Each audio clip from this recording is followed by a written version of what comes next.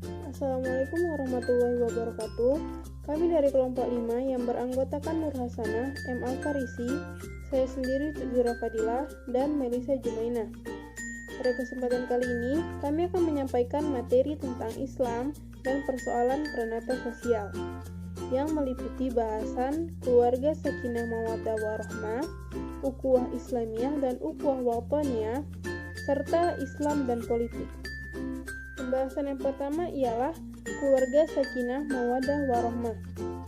Keluarga secara sinonimnya ialah rumah tangga, dan keluarga adalah satu institusi sosial yang berasas karena keluarga menjadi penentu atau determinan utama tentang apa jenis warga masyarakat. Keluarga menyuburi dan membentuk atau cultivate manusia yang budiman. Keluarga yang sejahtera adalah tiang dalam pembinaan masyarakat. Pendapat oleh Sufyan Husin dan Jamaluddin Tubah tahun 2004. Kemudian, apa sih keluarga sakinah itu? Menurut pandangan barat, keluarga sakinah yakni keluarga yang memiliki dan menikmati segala kemewahan material. Anggota keluarga memiliki kesehatan yang baik, yang memungkinkan menikmati limpahan kekayaan material. Bagi mencapai tujuan ini, seluruh perhatian, tenaga, dan waktu ditumpukan kepada usaha merealisasikan capaian kemewahan, kebendaan yang dianggap sebagai perkara pokok dan prasyarat kepada kesejahteraan. Oleh Dr. Hasan Haji Muhammad Ali tahun 1998. Kemudian, keluarga sakinah menurut kaidah bahasa Indonesia. Sakinah mempunyai arti kedamaian, ketentraman, ketenangan, dan kebahagiaan. Jadi, keluarga sakinah mengandung makna keluarga yang diliputi rasa damai, tentram, juga ketenangan dan juga kebahagiaan. Jadi, keluarga sakinah adalah kondisi yang sangat ideal dalam kehidupan keluarga. Lalu, keluarga sakinah menurut konsep Islam, keluarga bahagia adalah keluarga yang mendapat keridhaan Allah Subhanahu wa taala.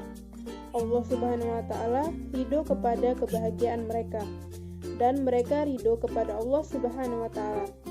Firman Allah Subhanahu wa taala, Allah ridho kepada mereka dan mereka ridho kepadanya, yang demikian itu bagi orang yang takut kepadanya. Terdapat di Quran surah Al-Bayyinah ayat 8. Dengan demikian, keluarga sakinah ialah kondisi sebuah keluarga yang sangat ideal yang terbentuk berlandaskan Al-Quran dan Sunnah untuk mencapai kebahagiaan di dunia dan di akhirat. Kebendaan bukanlah sebagai ukuran untuk membentuk keluarga bahagia, sebagaimana yang telah dinyatakan oleh negara barat. Keluarga sakinah memiliki ciri-ciri di antara lain. Yang pertama adalah rumah tangga didirikan berlandaskan Al-Quran dan Sunnah. Terdapat di Quran surah An-Nisa ayat 59. Kemudian, ciri yang kedua adalah menghormati dan mengasihi kedua ibu bapa, yang terdapat di Quran surah Al-Ankabut ayat 8. Kemudian, ciri yang ketiga ialah menjaga hubungan kerabat dan ipar, lalu mengetahui peraturan berumah tangga, yang terdapat di Quran surah An-Nisa ayat 34. Lalu yang terakhir adalah rumah tangga berasaskan kasih sayang atau mawaddah warahmah. Islam mengenal konsep persaudaraan yang dikenal dengan ukhuwah. Secara bahasa, ukhuwah berasal dari kata akha yang maknanya berarti dasar memberi perhatian. Arti akha kemudian berkembang menjadi saudara atau kawan. Karena adanya arti dasar memperhatikan, maka ukhuwah dapat dimaknai sebagai konsep yang mengajarkan bahwa setiap orang bersaudara mengharuskan ada perhatian di antara mereka. Secara umum, ukhuwah dibedakan menjadi 3, yaitu ukhuwah Islamiyah, ukhuwah Insaniyah, dan ukhuwah wataniyah. Berikut penjelasan ukhuwah Islamiyah. Ukhuwah Islamiyah mengandung arti persaudaraan yang bersifat keislaman atau persaudaraan antar sesama pemeluk Islam. Konsep ini mengajarkan bahwa setiap muslim merupakan saudara bagi muslim lainnya. Seorang muslim harus menganggap muslim lainnya sebagai saudaranya tanpa memandang latar belakang, keturunan, kebangsaan, atau pertimbangan-pertimbangan lainnya. Untuk ukhuwah wataniyah, watan artinya tanah air, tempat kelahiran, tanah tumpah darah atau kampung halaman. Sehingga ukhuwah wataniyah yakni saudara dalam arti sebangsa walaupun tidak seagama atau satu suku. Menurut M. Quraish Shihab dalam wawasan Al-Quran untuk memantapkan ukhuwah kebangsaan, Al-Quran menggarisbawahi bahwa perbedaan merupakan niscayaan, seperti yang tercantum dalam surah Al-Maidah ayat 48, yang artinya, sekiranya Allah menghendaki, niscaya kamu dijadikannya satu umat saja, tetapi Allah hendak menguji kamu terhadap pemberiannya padamu, maka berlomba-lombalah dalam berbuat kebajikan. Yaitu Islam dan politik. Kajian politik Islam. Meskipun Islam dan politik telah menyatu sejak awal, di mana Nabi Muhammad SAW bukan sekedar utusan Allah dan pemimpin agama, melainkan juga pemimpin bangsa dan negara. Sebagai leader dan ruler, kajian politik Islam secara ilmiah, teoritis, dan sistematis baru bermula pada kurun kedua Hijriah. Secara umum, pemikiran politik Islam merupakan sintesis dan amalgamasi dari konsep-konsep kepemimpinan yang dikenal dalam masyarakat Arab pra-Islam dan ajaran Islam itu sendiri, yakni Al-Quran dan Sunnah, dengan tradisi bangsa-bangsa yang ditaklukkan seperti Syria atau Romawi, Mesir, Persia, dan Mongol. Selanjutnya, Islam politik. Para pengamat non-Muslim sengaja menciptakan Islam ini guna menyudutkan dan melecehkan. Menurut mereka, Islam politik adalah sikap dan perilaku politik umat Islam yang didorong oleh keyakinan bahwa Islam mesti berperan di ruang publik dan perlu mempengaruhi kebijakan politik masa kini.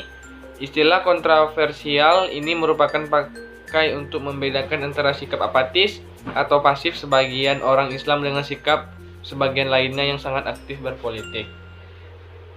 Ada 3 macam paradigma, yaitu paradigma pesimis radikal, paradigma utopian radikal, dan paradigma optimis moderat, yang akan dijelaskan oleh Meli. Paradigma pesimis radikal diwakili oleh pengamat politik semacam Oliver Roy, penulis buku The Failure of Political Islam, Kegagalan Islam Politik. Menurutnya, aktivitas Islam politik sebenarnya tidak atau kurang memahami Islam, hanya mengikuti syahwat politik demi menggagalkan agenda mereka sendiri. Artinya, mereka ini tanpa sadar mengkhianati umat Islam dan membelakangi para ulama. Roy menjuluki mereka neo-fundamentalis yang tidak sama dengan kaum Islamis. Aktivis Islam politik, kalaupun mereka menang pemilu dan berkuasa, dapat dipastikan akan gagal menjalankan pemerintahan yang adil dan berwibawa. Yang kedua, paradigma utopian radikal.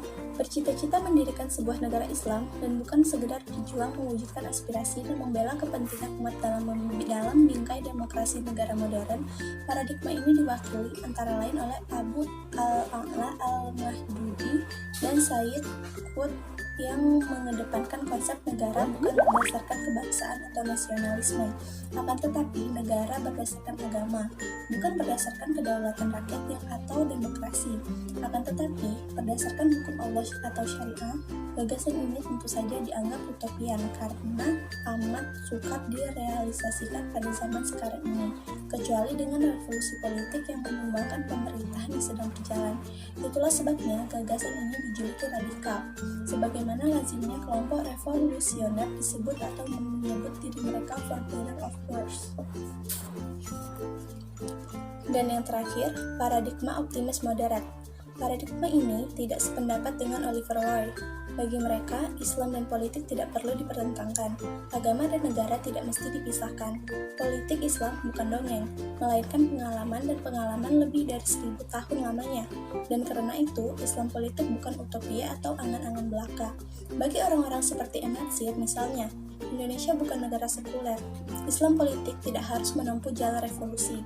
Sebaliknya, melalui cara yang konstitusional, Islam politik dapat dan mesti berkompetisi dengan kelompok lain dalam NKRI untuk sama-sama merawat negeri dengan semangat fastabiqul akhirat, berlomba-lomba meraih kebaikan dan amar ma'ruf nahi munkar.